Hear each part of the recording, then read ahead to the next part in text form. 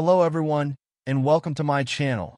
In today's video, we'll be going over how to fix an issue where messages sent before adding a device to your conversation in Messenger don't appear correctly.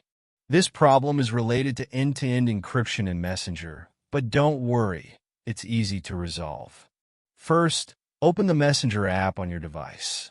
Once you're in, tap on the three lines icon in the top left corner to open the menu.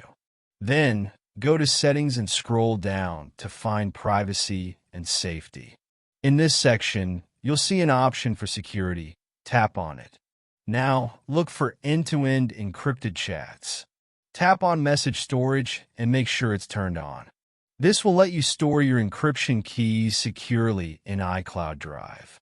Next, turn on Auto Sync to ensure that your messages sync automatically, which helps avoid issues like the one we're fixing today. Finally, check that secure storage is enabled. If it's off, switch it to on, and this will ensure that your messages are securely stored.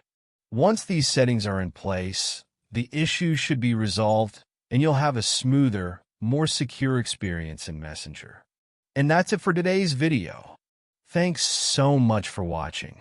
If this helped you, don't forget to like and subscribe for more tips and tutorials.